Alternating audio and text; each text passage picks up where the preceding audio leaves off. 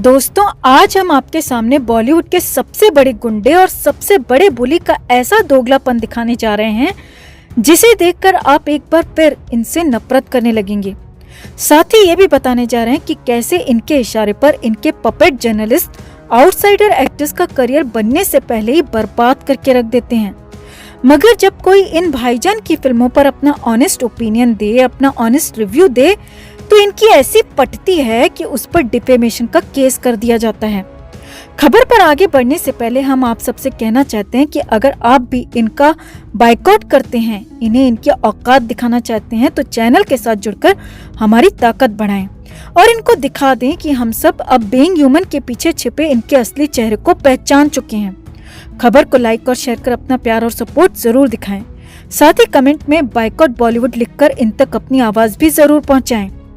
तो एक रिव्यू ही तो था जो केआरके ने किया। उसने अपना काम किया, उसने एक फिल्म का रिव्यू ही किया। उसे अगर वो फिल्म बुरी लगी तो उसने बुरा कहा। उसे लगा कि इस फिल्म को 1 स्टार देना चाहिए तो उसने 1 स्टार दिया। लेकिन इसको इतना पर्सनली लेने की कहाँ जरूरत थी कि उसके ऊपर डिफेमेशन केस कर दिया गया। फिर तो ऐसा ही डिफेमेशन का केस सलमान पर भी होना चाहिए था। जब 2010 में इन्होंने संजय लीला भंसाली की फिल्म गुजारिश, जो कि एक डिसेबल्ड आदमी की कहानी पर आधारित थी, उस पर ऐसे भद्दे कमेंट्स किए थे जो इनको बिल्कुल भी शोभा नहीं देते थे। आपको बता दें, जब एक फिल्म इवेंट में इसी फिल्म के रिलीज के बाद वहां मौजूद एक डिसेबल्ड शख्स ने इनसे कहा था कि सर प्लीज आप हम जैसे लोगों पर भी फिल्में बनाएं, तो सलमान ने बड़े एरोगेंस के साथ संजय लीला भंसाली की तरफ इशारा करते हुए उस शख्स को एटीट्यूड दिखाते हुए कहा कि ये गुजारिश आप इनसे ही करें क्योंकि यही आजकल इस टाइप की फिल्में बना रहे हैं। सलमान यहाँ ये तक भूल गए दोस्तों कि संजय लीला भंसाली को नीचा दिखाने के चक्कर में उन्होंने उस डिसेबल्ड शख्स का भी कहीं न कहीं मजाक उड़ा दिया इस तरह का जवाब देकर। इतना ही नहीं, एक और इवेंट में इसी फिल्म पर जब उनका रिव्यू मांगा गया तो यहाँ सलमान ने सारी हदें पार करते हुए कहा, गुजारिश वही फिल्म जिसमें एक मक्खी उड़ रही है। आपको बता दें, उनका ये इशारा ऐश्वर्या की तरफ था। आगे बढ़ते हुए वो बोले, उसे तो कोई मच्छर भी देखने नहीं गया, अरे कोई कुत्ता भी वो फिल्म देखने नहीं गया। तो इस तरह सलमान ने न सिर्फ फिल्म बल्कि फिल्म के डायरेक्टर और एक्टर्स पर इतने घटिया और पर्सनल कमेंट्स किए थे।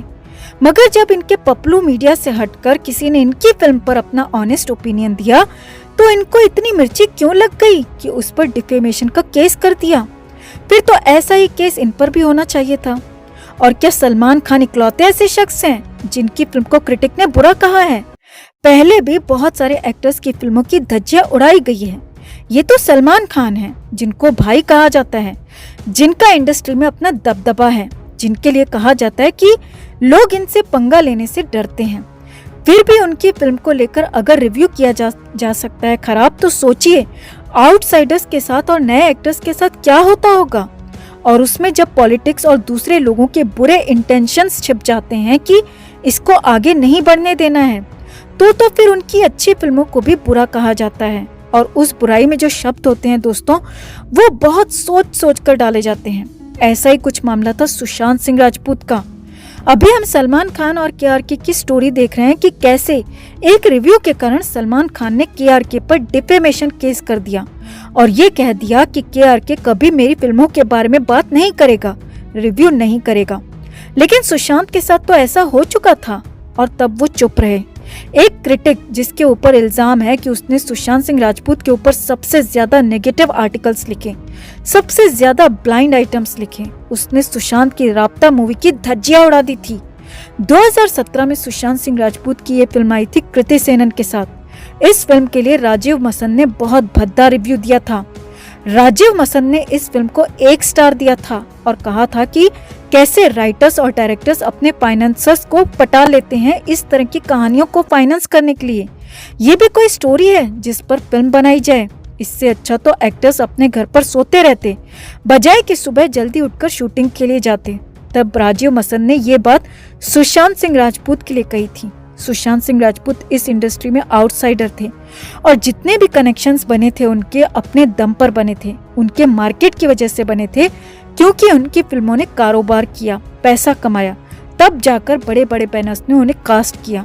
ऐसे में राजीव मसन जो कि इंडस्ट्री के सीनियर जर्नलिस्ट हैं, सेलिब्रिटीज, एक्टर्स बहुत बड़ा मानते हैं राजीव मसन को अगर उनका इंटरव्यू कर लेते थे तो इसीलिए तब सुशांत सिंह राजपूत कुछ नहीं बोले, ये सोचकर कि 20 साल से काम कर रहा है, फिल्म को बुरा बोला तो शायद फिल्म बुरी ही होगी, क्या पता हमसे बुरी फिल्म बन गई हो। तब सुशांत नहीं जानते थे कि ये जो फिल्मों को बुरा कहा जाता है ये इसलिए नहीं कि फिल्म वाकई में बुरी है, ये इसीलिए कि कहीं आप नेपो किड से आगे न बढ़ जाओ। और जब कोई आउटसाइडर इस इंडस्ट्री में आता है, अपना करियर अपनी मेहनत से बनाता है, खूब फूंक कर कदम रखता है, तो फिर वो ऐसी कंट्रोवर्सीज लेता ही नहीं, वो डरता है अपने करियर से। शायद इसीलिए सुशांत सिंह राजपूत के लिए गंदे रिव्यूज लिखे गए, उन्हें स्कर्ट चेजर और ड्रगी तक कहा गया, लेकिन वो ये सब सहते हुए भी चुप रहे। हालांकि कई बार वो कोड लैंग्वेज में अपने ट्वीट्स के जरिए अपना दर्द उड़ेलते थे, लेकिन तब कहाँ लोगों को फुर्सत थी उन कोड्स को डिकोड करने की। वो तो सुशांत सिंह राजपूत चले गए तो उसके बाद वो सारे ट्वीट्स, उनकी कहानियां, उनकी एक एक बात पर जब गौर किया गया तो समझ आया कि बंदे के साथ बहुत कुछ गड़बड़ हो रही थी, बहुत कुछ गलत हो रहा था, बहुत अन्याय हो रहा था। और आज उनके चले जाने के 1 साल बाद भी उनके साथ गलत ही हो रहा है, अन्याय ही हो रहा है, क्योंकि उनके गुनहगार आज भी आजाद घूम रहे हैं। सैकड़ों सबूत होने के बावजूद सीबीआई जैसे जख मार रही है। मगर हम भी सीबीआई से कहना चाहते हैं कि इन बॉलीवुड गैंगबाजों की तरह हम आपको भी सुशांत के साथ अन्याय नहीं करने देंगे। सच बताना ही होगा, सुशांत केस में इंसाफ करना ही होगा, और जब तक ऐसा नहीं होता न हमारी आवाज दबेगी और ना ही ये लड़ाई रुकेगी। तो सलमान के इस दोगलेपन पर आप क्या कहना चाहेंगे दोस्तों, कमेंट कर जरूर बताएं। दोस्तों, जैसे आजकल कुछ भी हो जाए तो लोग मोदी जी से ही सवाल करते हैं, तो अब हम सब सुशांत सिंह राजपूत के फैंस को सारे सवाल सीबीआई के नए डायरेक्टर सुबोध जायसवाल जी से ही पूछने चाहिए। सुबोध जायसवाल जी, क्या दिशा 7 जून को एकता कपूर के बर्थडे पार्टी में गई थी?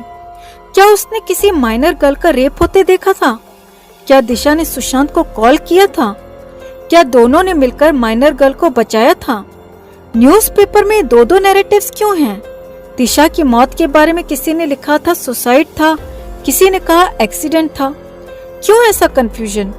जो भी हुआ था वो बताइए, उस वक्त कौन कौन थे दिशा के फ्लैट पर? अब कहाँ हैं वो लोग? क्या दिशा का मोबाइल लोकेशन आप लोगों ने निकाला है 7 से 8 जून का? क्या सीबीआई ने दिशा की कॉल डिटेल्स निकाली हैं? क्यों उसकी बॉडी पर कपड़े नहीं थे? क्यों उसकी बॉडी पर पहले से ही इंजरीज थी? क्या दिशा ने 100 नंबर पर डायल किया था? कहाँ है उसके बिल्डिंग के सीसीटीवी फुटेज? कहाँ है रोहन रॉय? बहुत से सवाल हैं लोगों के मन में, और हमारे सवालों के जवाब अब आपको ही देने होंगे। हम और भी सवाल लेकर आएंगे। आप भी कमेंट में सुबोध जायसवाल जी से अपने सवाल जरूर पूछें दोस्तों।